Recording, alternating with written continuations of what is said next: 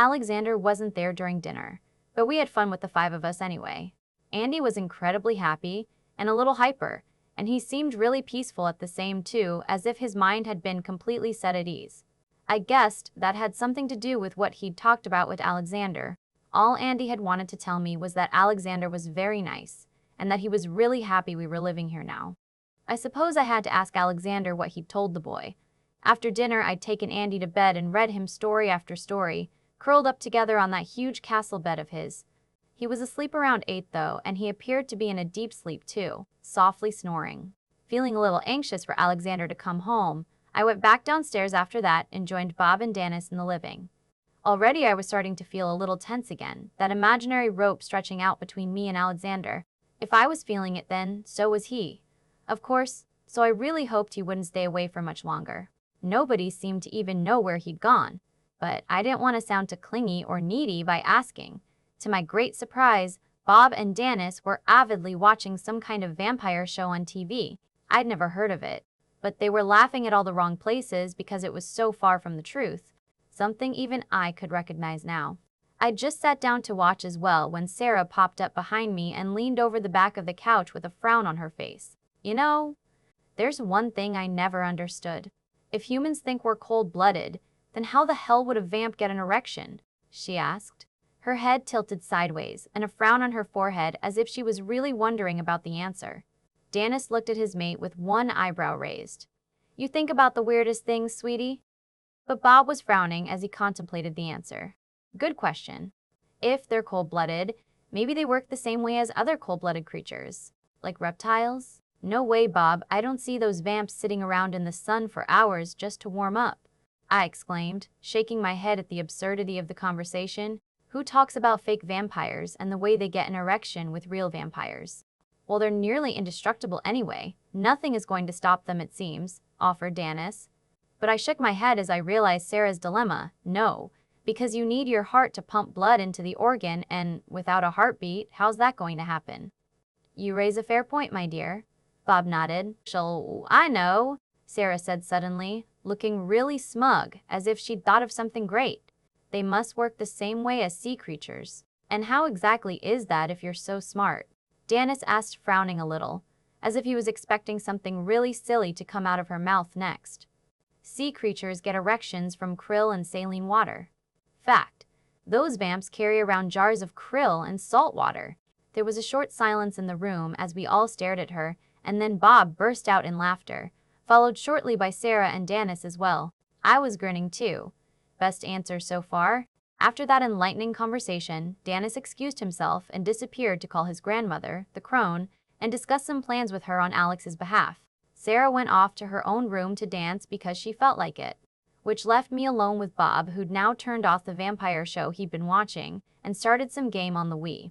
For a long time I watched, simply because it was better than doing nothing up in our room while I waited for Alexander. It was nearly 11 when I couldn't take it anymore and got up to go to bed and wait for him there, so that at least Bob didn't realize how badly Alexander's absence was affecting me, my body feeling heavy and weary. Don't worry, Brittany, he'll really be back soon. And he's not out there alone, Bob called after me as I started up the stairs. Blushing because he'd seen through me, I called back a thank you and a good night and hurried to the room. There I lay down on the bed and stretched out. It did feel good to do that after having been curled up in a chair or on Andy's bed all day. I'd just given up on trying to read a book and deposit it on the nightstand when I suddenly became aware of a new sensation, a pulling on my body that seemed to get stronger and almost seemed to want me to go through the door and outside, as if something really wanted me to go there.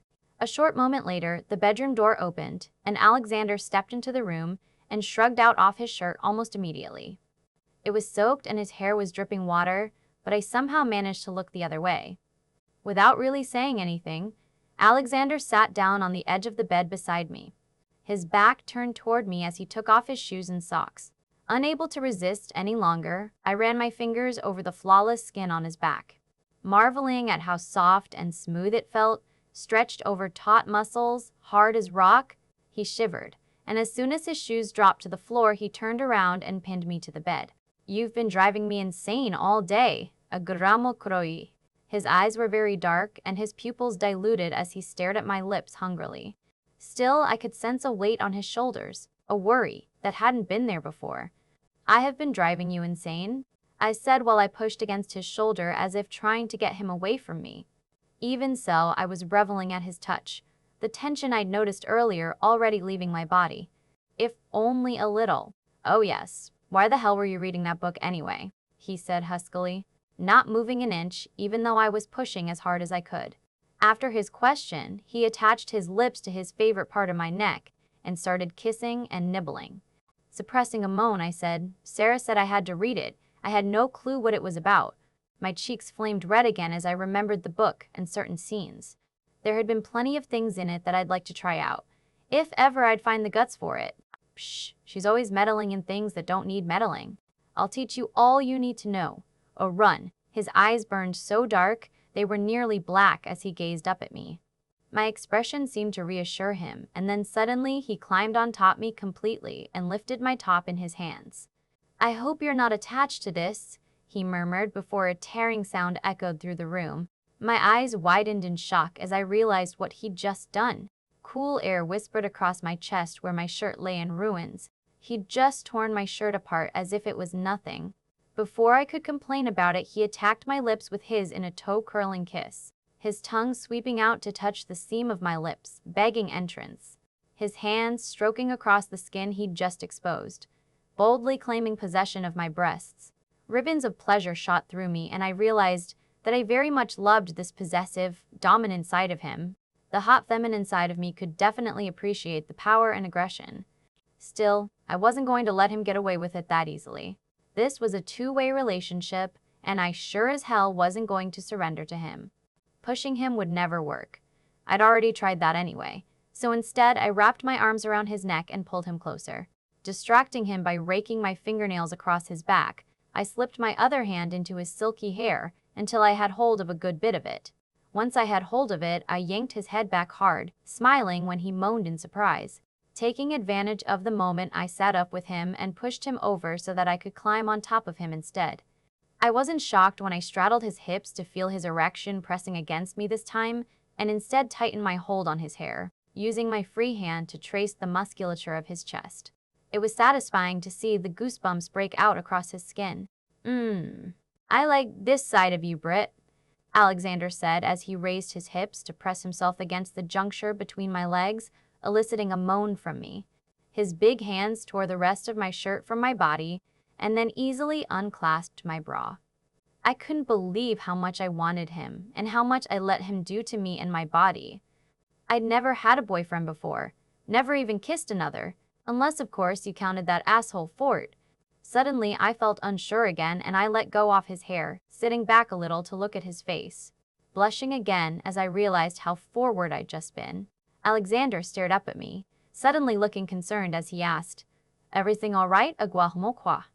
He ran his fingers across the skin on my sides, then stroked them upward to cut my breasts again, almost as if he couldn't get enough of touching me. I've never done anything like this before, except with you." I didn't know how to finish that sentence, but Alexander seemed to understand. He sat up and pressed me against his chest tightly, his arms wrapping around my waist now while one hand tangled into my hair.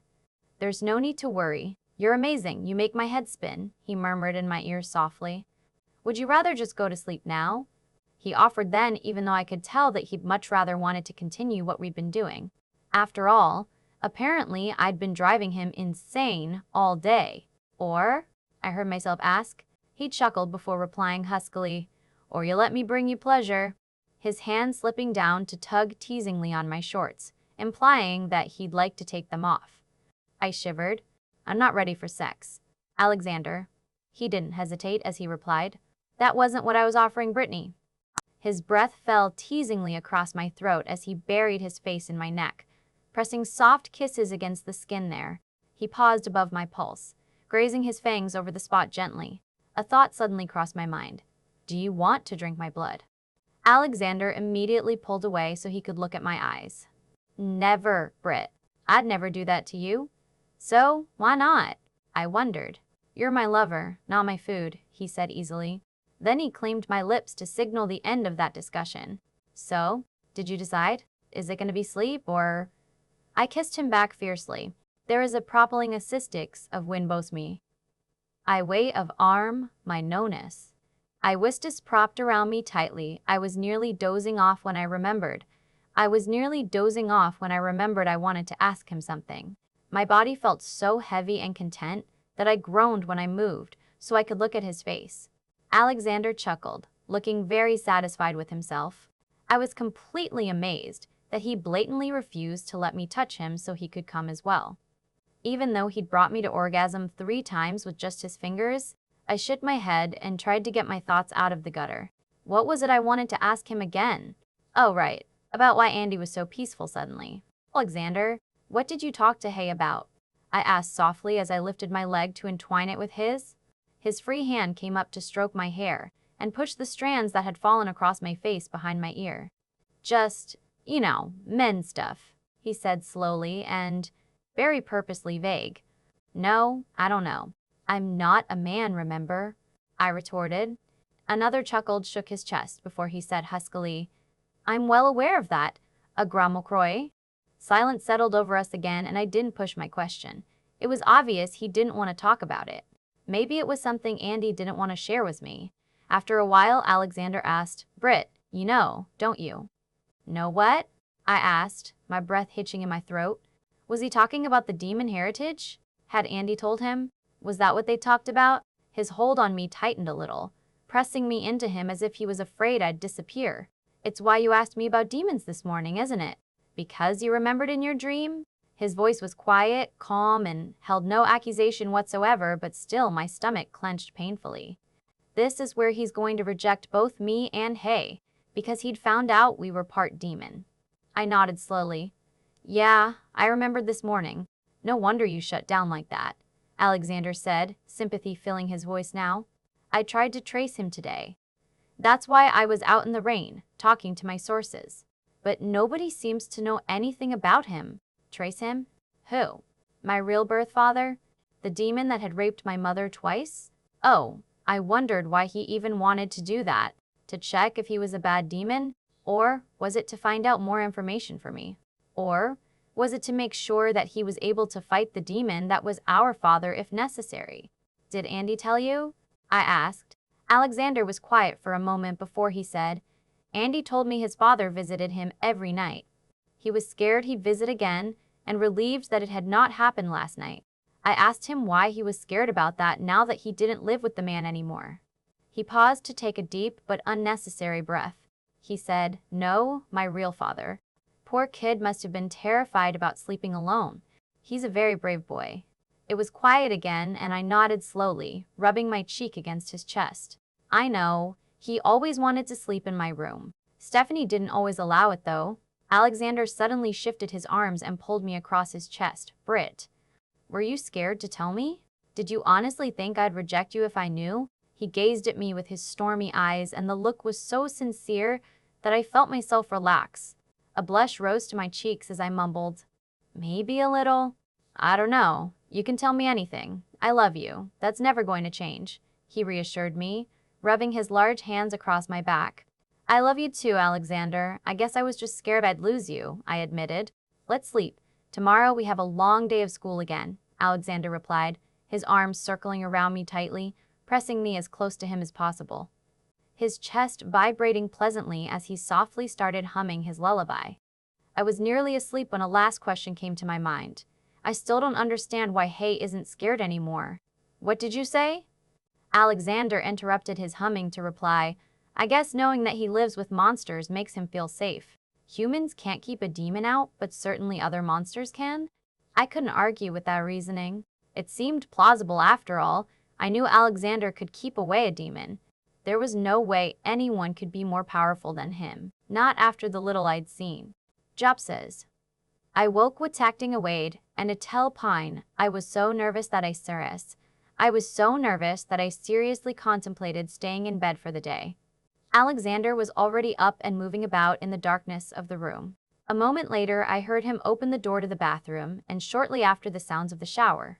Alexander wasn't going to let me stay home. I just knew he wasn't. As if he knew how I felt, which wasn't entirely unlikely, he returned to the room. Your turn, Gramo Groy. School's not gonna wait for you. I groaned but flipped on the light, searching for a shirt to put on. My breath hitched in my throat at the sight that met my eyes. Alexander apparently hadn't bothered to take clothes with him to the bathroom and stood in front of the closet with just a towel draped around his lean hips. Water dripping from his hair to trail across his skin. At my gasp, he looked over his shoulder to cast me a knowing smirk, one of his perfectly sculptured eyebrows raised. Something wrong? I swallowed and shook my head. My hand had finally located a shirt that I hastily pulled over my head. I hadn't bothered to replace the one he'd torn apart last night, but I wasn't about to walk around half naked, not like him. As my head popped through the right hole, I had to gasp again. The insolent man had dropped the bloody towel. I think my face went through a dozen different shades of red before I managed to unscramble my mind enough to get to my feet and rush to the bathroom. He had the nerve to laugh and ask, "Are you sure you're okay, Grumo Krua?" He knew very well what was going on. In the shower, I turned the water to cold, hoping it would take my mind off his naked backside. It didn't help much. When I left the shower, I realized I had nothing to put on except a towel either.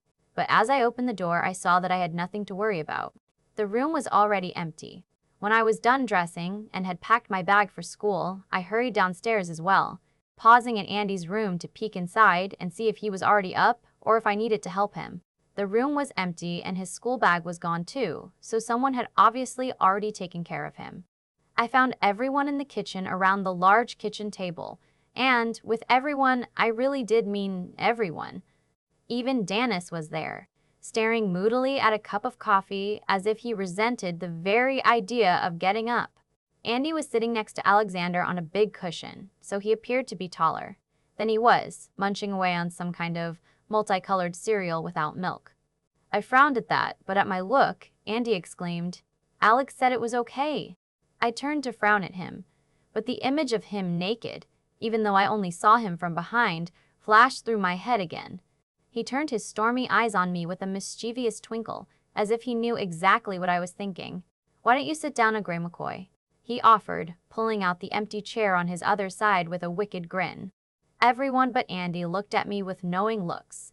Sarah even gave me a teasing push towards the chair. I can't imagine what you see in him, love. But oh well, by all means. My face must have turned beet red yet again. But since there were no other chairs available, I made my way over to the one Alexander had pulled out for me. As I sat down, I muttered, "Why is everyone sitting at the breakfast table when only 3 of us here eat?" To hide my embarrassment, I quickly buttered to toast and focused on eating, ignoring the laughter that had erupted around the table. Alexander placed a large, warm hand on my back and rubbed infuriating circles with it. "Do you think you're ready to face school?" he asked. His voice was low and serious again, all traces of humor gone, and at his question, everyone quieted down. I nodded. Sure, why wouldn't I be? Of course they all saw through my act. I was still nervous as hell. "Alexander's. Eh?" Distraction hadn't changed that. "We'll take good care of you. Sarah or Bob will always be close by, and I set up surveillance outside to keep an eye out for any of Thornton's minions. Hay will have one of my best bodyguards with him at all times," Alexander explained. "I get a bodyguard?" asked Andy. When Alexander nodded, the golden-haired boy nodded enthusiastically. "Cool. Like the president?" "Yeah, like that," my soulmate nodded, rubbing a hand through my little brother's hair. "We don't want you to get hurt. You know, oh, are you going to give Dedra a bodyguard too then?" At the question, everyone stared at him in shock. It seemed to give him an answer because he frowned. "If you're not giving her one, then she can have mine. She's in more danger than I am." "Hey, we can't protect her from herself. Besides, we don't know where she is. She left," I told him, reaching over Alexander to grab his hand. "You can't save everyone, giant. But they do know where she is." "Brittany?" he exclaimed angrily. His hand squeezed mine tightly, and I knew he was angry for some reason I couldn't fathom. Was he mad because we all seemed unwilling to protect Dedra? I doubted the risk was that great anyway. Bodyguards seemed a little unnecessary to me. But if it eased Alexander's mind, I would comply, and it did make me feel better to know someone was watching over Hay.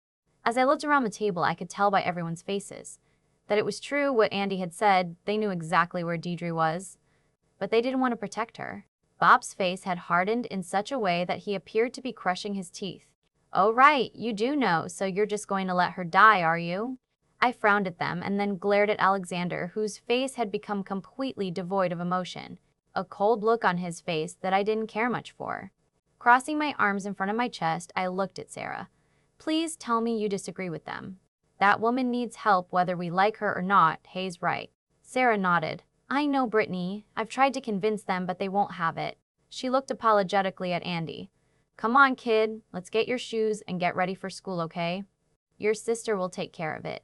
Andy nodded and disappeared with her down the hall. Janice cast us one look, then said, I don't care what you decide. It's none of my business. Alex, I'll go see my grandma now to discuss those plans you made with her. That left me with Bob and Alexander. I stood up slowly, looking each of them in the eye for a moment. Bob actually flinched back when I did, but Alexander didn't appear to be impressed. I know you don't care much for her, Alexander, so I won't bother convincing you with arguments. But you, Bob, you love her. Can you live with yourself if you let her die? It's obvious from last night that they're trying to either kill her or you. I crossed my arms over my chest and focused on him completely, but he just closed his eyes and clenched his mouth shut. His Adam's apple bobbing a few times as he swallowed convulsively, but he still didn't say anything. When the silence stretched, I huffed angrily. Fine, since that doesn't work. I turned to Alexander and fixed him with another glare.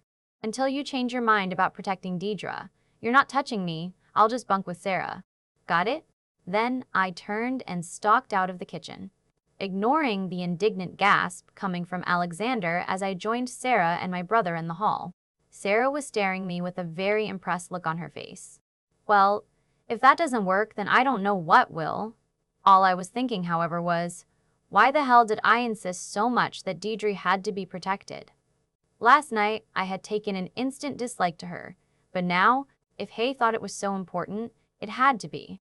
One thing was sure, though. This entire conflict had taken away all my nerves about going to school today. If I managed Alexander like this, I was sure I could face Jennifer without a problem. In front of the Clitton house, 2 large SUVs were parked, black with black-tinted windows. They looked like the type of car that would come out of a massive car wreck with little more than a scratch. Demolishing the other cars involved completely. In fact, I wouldn't be surprised if they were bulletproof too. Next to the first car stood a tall, lithe man. He was dressed in a crisp suit, the collar of his white shirt open to show a triangle of tawny skin. Expensive sunglasses perched on a straight nose gave him that typical agent look. I assumed that was the bodyguard that would accompany Andy. That was until I noticed another man standing next to the second car. Dressed all in black with a skin the color of charcoal, I hadn't even noticed him there until he'd moved. My God, that man blended in well with the shadows. The first one approached us with an arrogant smirk on his face. Morning, Miss Baker. His voice was low and rugged, and his walk gave me the distinct feeling of a cat on the prowl. Pure, lethal power coiled beneath a human exterior. With a large but elegant hand, he took off the sunglasses. I couldn't stop myself from gasping at the sight of his eyes. It brought an even more arrogant look to his face. His eyes were the color of molten gold, with such an intense look in them that I could only compare it to that of a cat focused on its prey. A large cat. That wasn't all. The pupils were so large in the dim morning light that there was more black to his eyes than actual gold. The pupil wasn't even completely round, but slightly oval-shaped. Jaden, Sarah exclaimed from behind me before she suddenly came careening past. She jumped from the stairs at the door straight at him. He caught her easily and spun her around before gently coming to a stop, a warm smile on his face, which was without a doubt breathtakingly handsome. Hey Sarah, my love. Long time no see, he said, his voice a rumble.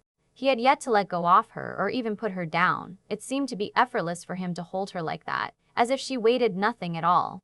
Way too long. Where did Alex send you? He wouldn't tell me. Sarah pouted while she stroked a hand through the pure black locks of Jaden's hair, rubbing her fingers behind his ear like you would a cat. I would have called that odd, but even stranger was his reaction. He cocked his head sideways and made a purring sound, low enough that I almost missed it. How much more cat-like could he be? Jaden laughed and put her down, a warm, easy smile on his face that took the edge of that dangerous aura he carried, one that gave me the feeling he was ready to pounce at any moment. I was just running errands. You know what Alex is like. Seratin is back as well, by the way. The Catman jerked his thumb in the direction of the second car where I knew that black man was standing. Even though I couldn't see him now. Sarah was already rushing over. Jaden completely forgotten. Miss Baker? I turned to look at Jaden myself and offered him a tentative smile. I wasn't sure what to make of him. He looked so lethal and so... For some reason, I felt the very strong urge to reach out and pet him. You know, the way you always want to reach out and pet that tiger in the zoo?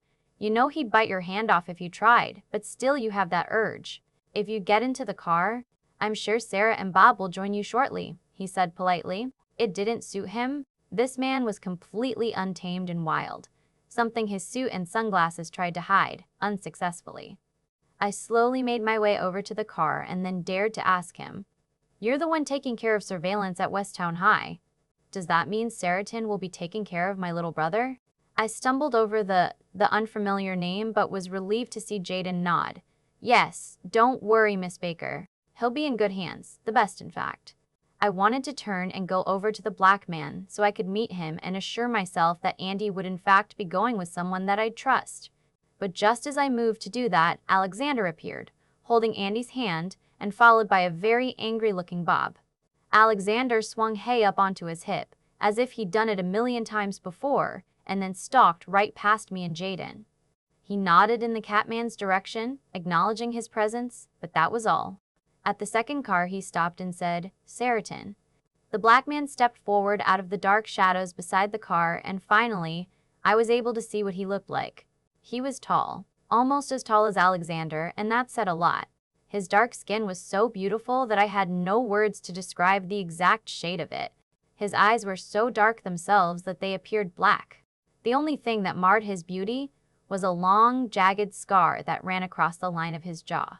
It looked very cruel and painful, but it was clearly old and faded over time. "My lord," Sarahton said, his voice musical and warm, although his posture was tense and withdrawn.